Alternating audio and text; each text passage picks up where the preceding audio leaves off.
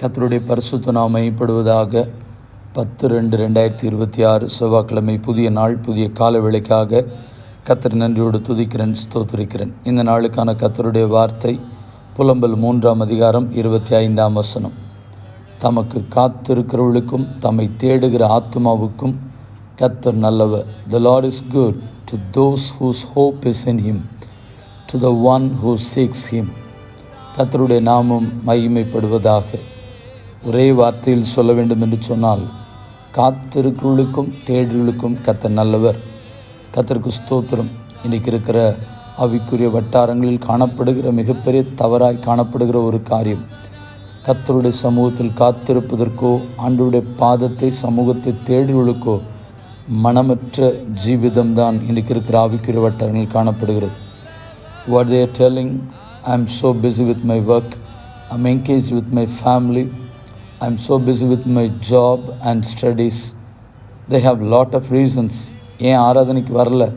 இல்லை pastor college வச்சுட்டாங்க. ஏன் ஆராதனைக்கு வரல? வேலை டைட்டாக இருந்துச்சு, லீவ் கொடுக்க மாட்டேன்னு சொல்லிட்டாங்க. அவங்க எல்லாவற்றுக்கும் நேரம் இருக்கிறது. ஆனால் ஆண்டவருடைய சமூகத்தில் காத்திருப்பதற்கோ ஆண்டவருடைய முகத்தை தேடுவதற்கோ ஒரு காலங்களிலே உபவாச ஜெபங்கள், காத்திருப்பு ஜெபங்கள், அதிகாலை ஜெபங்கள், இரவு ஜெபங்கள் எல்லாவற்றிலும் சபை காணப்பட்டது. இன்றைக்கு அநேக திருச்சபைகளிலே இரவு ஜெபத்திற்கு வருவதற்கு ஆள் இல்லாதபடினாலே இரவு ஜெபம் இன்றைக்கு பூட்டப்பட்டிருக்கிறது. உபவாச ஜெபத்திற்கு வருவதற்கு ஆள் இல்லாதபடினால் அநேக உபவாச ஜெபங்கள் பூட்டப்பட்டிருக்கிறது. அதிகாலை ஜெபத்திற்கு வருவதற்கு ஆள் இல்லாதபடினாலே அதிகாலை ஜெபம் பூட்டப்பட்டிருக்கிறது. நாம் எப்படி என்பதை சிந்தித்து பார்ப்போம்.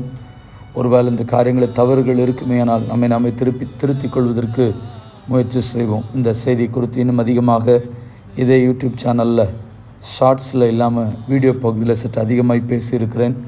முடிந்தால் கேளுங்கள். கர்த்தருடைய நாமம் மகிமைப்படுவதாக. ஜெபிப்போம்.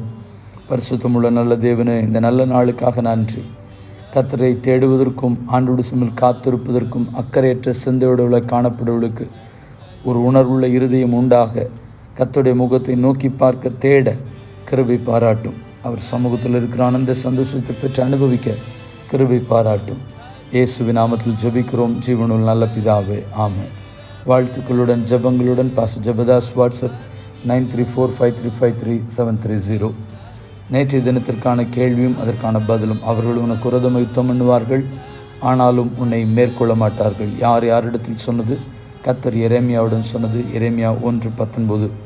இந்த நாளுக்கான கேள்வி, எனக்காக காத்திரு, உனக்காக நானும் காத்திருப்பேன்.